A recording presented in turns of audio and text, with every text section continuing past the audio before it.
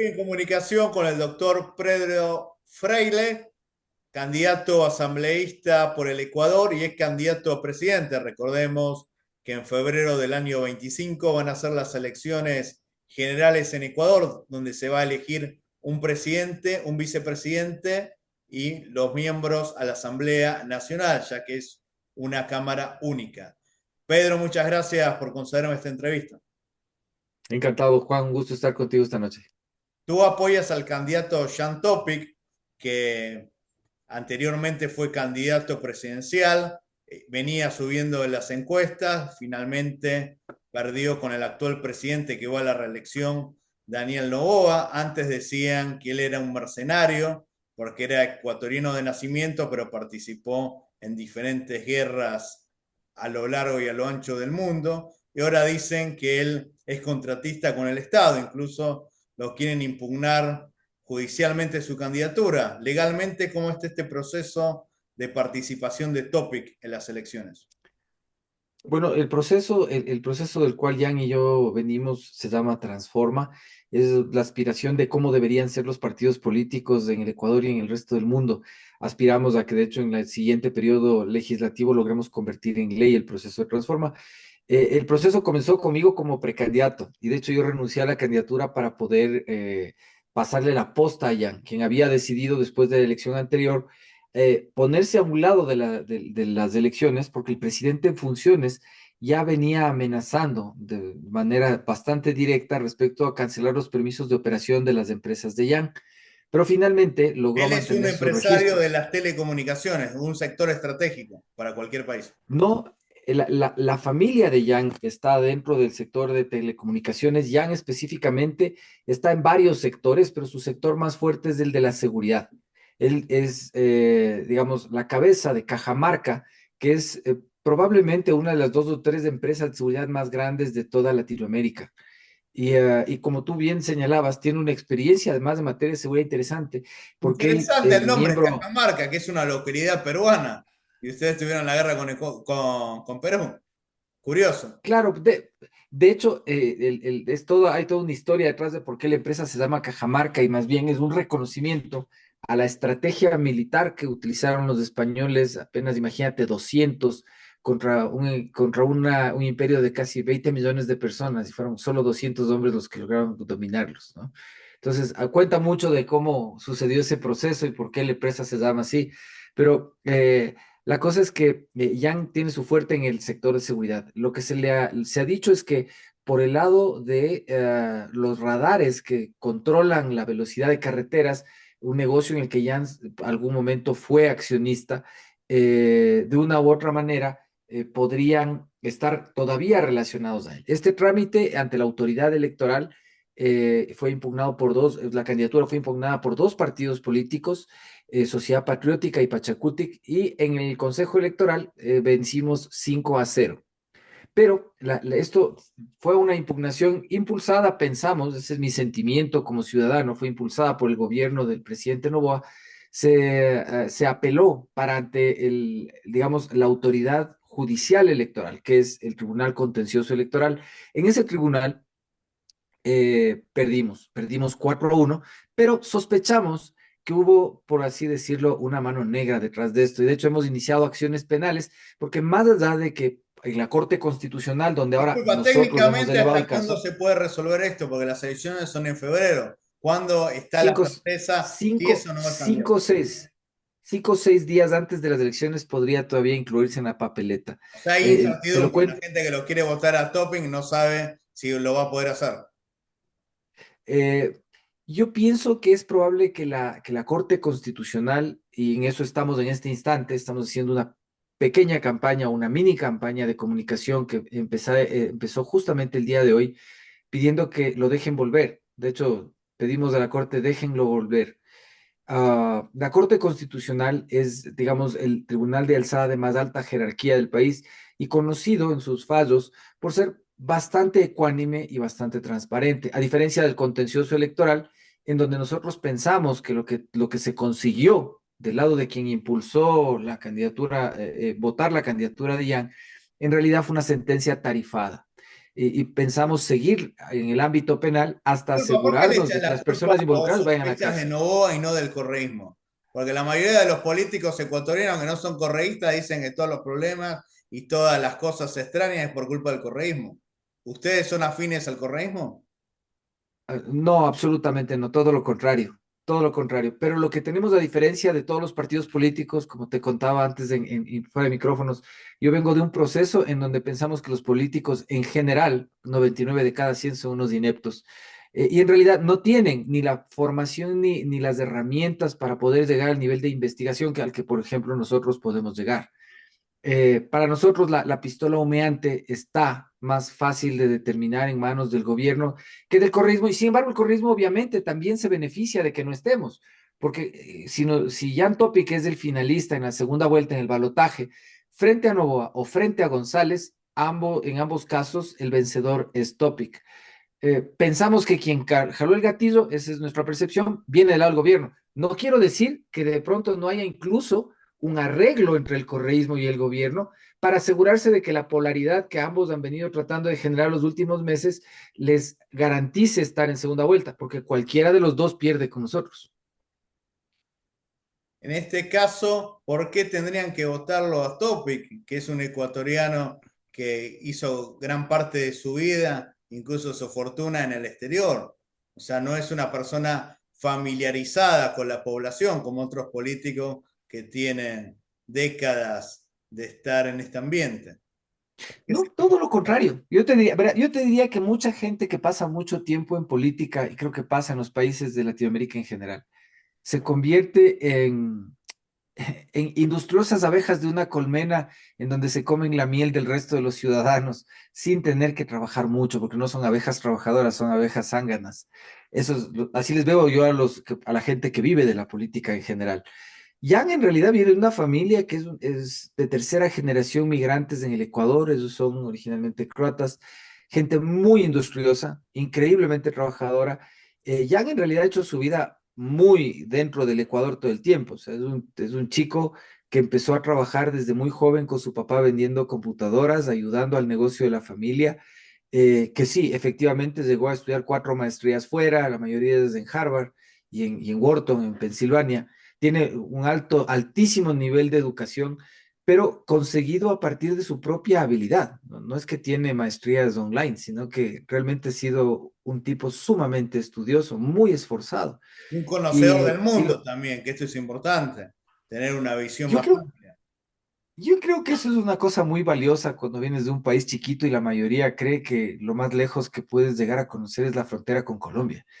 Y tienes un tipo que se ha subido a 7 de las 14 cumbres más altas del mundo, que ha buceado en algunos de los abismos más profundos, que ha guerreado en más de un frente, en procesos de pacificación reales, que además de eso es un economista brillante, que es un profesor con una capacidad de sabio propio de gente más vieja que un tipo de 40 como es Jan. Para mí el haber dejado una candidatura presidencial a favor de alguien más joven y mejor preparado, de hecho, es algo valioso porque además es alguien que tiene totalmente sus raíces en el país. Aunque le ha dado la vuelta al mundo, es un tipo que decidió estar aquí. El tipo podría estar de pronto viviendo en Silicon Valley o en, no sé, en París, Daniel Noboa pero también, por no. la fortuna que tiene, podría estar en París, en Estados Unidos, pero está en Ecuador. O sea, esto si bien es meritorio, pero no significa que sería Sí, sí, sí. No, no, yo no le quito más mérito un tampoco desastre y con la al plata presidente que tiene, Noboa. podría estar en Europa tomando sol. Sí, o sea, yo creo que la historia de vida de cada uno está reflejada también en el patrimonio que legalmente declara. Imagínate tú, el presidente Novoa declara un patrimonio de $600.000. Eso a mí siempre me ha llamado la atención. Es Y paga menos irrisorio. impuestos. Él es una de las principales fortunas Paga, del Ecuador. yo trabajo 7 días a la semana y pago más impuestos que él, bastante más impuestos que el presidente. Y ya en cambio tiene su fortuna sobre la mesa.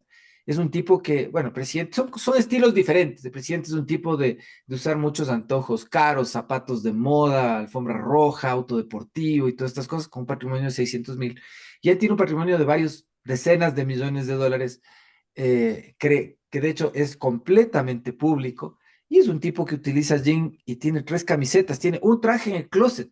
Que eso me desespera, entonces es un poco exagerado el tema, pero es de una vida austera. Es un tipo que hace deporte a las 4 de la mañana, va al colegio con sus hijos, trabaja con sus guardias, él personalmente es instructor de todo el mundo, Te no comprometo tiene reloj. públicamente, me gustaría poder entrevistarlo. Yo tenía el teléfono en una elección pasada, quizás él es un poco reacio a la prensa y más a la prensa extranjera, pero es importante, una personalidad política muy importante, por Interesante. lo menos muy Sí, interesante, por el tema sí, sí, sí, sí, de sí. su vida, estar en una legión extranjera, o como algunos dicen, ser mercenario, ser un joven empresario, ser una persona de origen croata, que esto también es importante. Yo estoy en Santa Cruz de la Claro, Sierra y acá también hubo mucha migración croata, que hizo mucho aporte claro. para el crecimiento de la ciudad. Se puede hablar muchos temas, pero a veces los políticos ecuatorianos son un poco reacios a la prensa y sobre todo a la prensa internacional.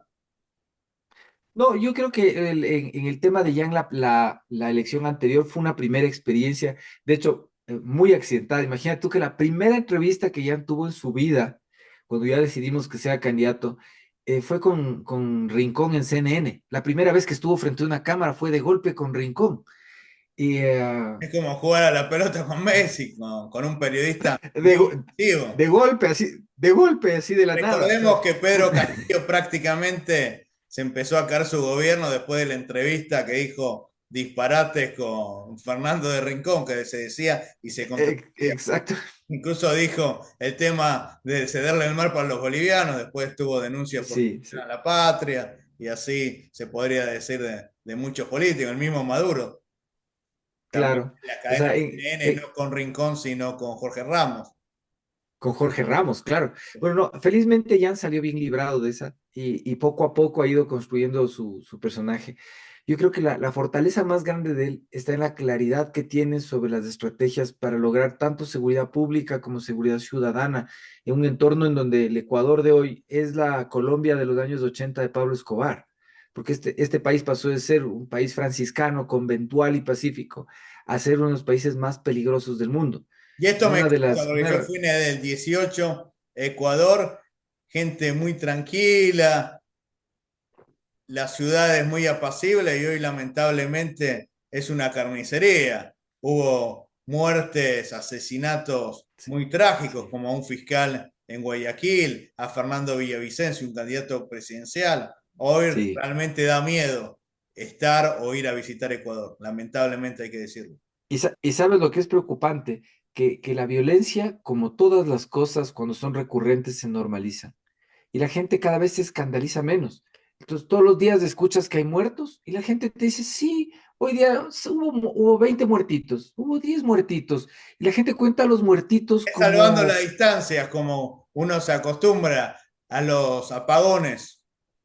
En Ecuador ah, por ahí no, dice, no, bueno, hoy se cortó menos la luz que ayer o que el mes pasado.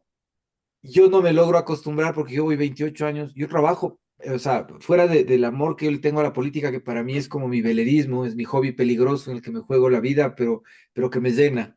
Yo soy un abogado que trabaja en el sector de energía, el sector petrolero y eléctrico. Trabajo aquí en Colombia, en Perú y en Chile y he visto emergencias y he visto lidiar con cosas complejas a gobernantes de distintas posiciones y he visto cómo el sector privado siempre tiene a la mano la tecnología y la capacidad de poner junto el financiamiento y solucionar las cosas. Pero Pero disculpa, el ¿los Ecuador durante este apagones año, es un tema energético o son pequeños atentados? Porque recordemos que también es un accionar terrorista. El tema de los cortes de luz, como hacía Sendero Luminoso, volar torres. no, ¿Qué está ocurriendo? no, no, no.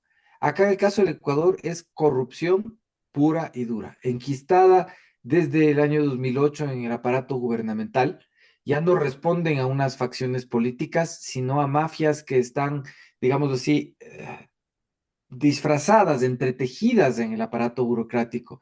Entonces, para que tú tengas una idea, cuando tú tienes una emergencia, la solución tiene que ser de inmediato y rápido, ¿no es cierto? Ah, El Ecuador ha licitado 7 veces sin resultados en la emergencia durante un año completo.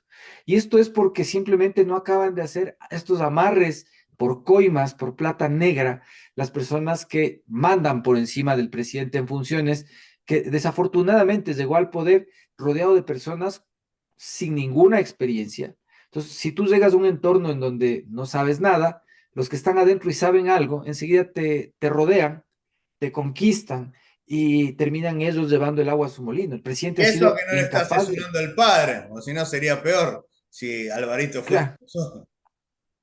Bueno, pobre Alvarito ya ahorita está viejito, ¿no? De hecho, creo que está delicado de salud últimamente, pero no, el presidente está rodeado de gente que no sabe mucho qué hace. Muchos son muy simpáticos, te digo, socialmente es encantador lo que hay alrededor del gobierno. O sea, ir a un cóctel en esta época de este gobierno es divertido, visualmente agradable, unas niñas lindas, todo una maravilla. Pero decisiones no es con ellos. Es la narrativa pública excelente. El comunicar a la gente que no es culpa de ellos nada, muy bien. Pero tener resultados no le va bien al presidente y tiene un chance muy grande de ganar. Si nosotros no estamos en papeleta, de hecho, tal vez sea lo mejor que él mismo se mantenga, pero yo El veo un electorado de horizonte. Topic, ¿a dónde iría en caso de que él no postule? Yo pensaría que se va a dividir entre González y Noboa, porque nuestro electorado, digamos así, viene de un proceso que más que ser un proceso afincado en una representación de clase, es un proceso nacional. O sea, nuestro proceso es más parecido al de los independentistas que a los de los O sea, conservadores o es liberales o transversal, puede socialistas. haber gente de izquierda o gente de derecha, pasando por el centro que apoya a Topic. De hecho, hay, por ejemplo, yo soy como que la derecha en nuestro movimiento y Jan, siendo empresario, es un poco más de izquierda. Él es más socialdemócrata, es un poquito más a la izquierda. Yo estoy bastante más a la derecha que él en muchas cosas. Pero la construcción que hacemos en realidad parte de ser pragmáticos. Si vos necesitas determinar cómo haces funcionar el sistema financiero, nos ponemos las metas de cómo funciona y generamos los consensos hacia adentro. Una vez que vas hacia afuera, ya nosotros Ya tenemos tienen una gente visión socialista, gerencial de la política. tenemos visión, tenemos de hecho mecanismos gerenciales explícitos sobre cómo gestionar la política, sobre cómo construir consensos, sobre cómo lidiar con posiciones adversas, porque dentro de nuestras líneas tienes gente como yo, que por ejemplo soy suscriptor de la Carta de Madrid, El Foro de con Madrid. Vox. Yo soy parte del Foro de Madrid, pero tienes gente como, por ejemplo, Yomar Andrade, que es socialdemócrata, hincha de Merkel. Y igual, nos sentamos y consensuamos temas y los ponemos juntos y hacemos que funcione. Nuestro país es muy chiquito para que realmente existan facciones representativas de alguna posición, digamos así, purista en lo ideológico. El contexto es más importante y más relevante en el ámbito del proyecto nacional. Siendo un país, imagínate, donde tenemos una constitución que reconoce una suerte de multiculturalismo que diluye la sociedad. Tenemos un sistema de justicia en donde hay un paralelo de justicia indígena, en donde si tú te robas una vaca en una, digamos así, en una ciudad mestiza, te vas a un juez de lo normal, pero si te robas en una comuna indígena, te pueden dar tortura física, te agarran y te pegan y demás. Esa justicia comunitaria. Nosotros, aquí es justicia, es la justicia indígena, se le conoce así. Y son cosas que desnaturalizan el hecho de que la República tenga criterios unívocos respecto, por ejemplo, de la administración de justicia. Antes que termine esta Ah, entrevista, la última pregunta, que esto nos preocupa a todos los católicos o los que confiesan una religión. ¿Cuál es la posición con respecto al aborto del candidato Topic? respecto del aborto, en el caso de Jan Topic, él está en contra del aborto, O sea, es pero pro dentro vida de y pro nuestras familia. líneas, él es pro vida, sí, pero dentro de nuestras líneas hay gente que no es pro vida, es pro Bueno, pero si choice, él va a como ser digamos. presidente, va a respetar la vida desde la concepción. O sea, en nuestro país está así regulado. Pues en nuestro país es un tema que está absuelto jurídicamente ya hace algún tiempo. Sí, esto es bueno saberlo porque lamentablemente en Argentina aprobaron el aborto, ahora quieren intensificar la ideología de género y una de las buenas cosas del presidente Milei es que defiende la vida desde la concepción. Ojalá que... Nosotros, por ejemplo, el tema de la ideología de género, estamos en contra de la ideología de género. En nuestras filas, de hecho, tenemos gente que tiene preferencia homosexual, por ejemplo, pero que no milita en el tema de ideología de género. O sea, dicho de otra manera, somos respetuosos de la preferencia de las personas, pero en ningún caso pensamos que las preferencias fuera de reconocer lo que la naturaleza, si es que le quieres ver así, o lo que Dios ha designado, es algo que no se puede imponer a la gente. El tema que pasan los americanos ahora, los gringuitos, como digo yo, tener que luchar a nivel político para poder evitar que esos proyectos de cambio de sexo entre menores de edad o sea, me parece que es terrible. Nosotros no hemos llegado a un punto de esos en nuestro país y creo que ah, es un poco un pequeño milagrito, porque nuestro país ha estado expuesto al socialismo del siglo XXI con una constitución socialista del siglo XXI desde el 2008. Una de las cosas que nosotros pensamos que hay que hacer es resetear este sistema, hay que romperlo, hay que volver a ser una república en donde las ideas políticas de unos pocos no quieran imponerse a la mayoría. Así es, muchísimas gracias, muy amable.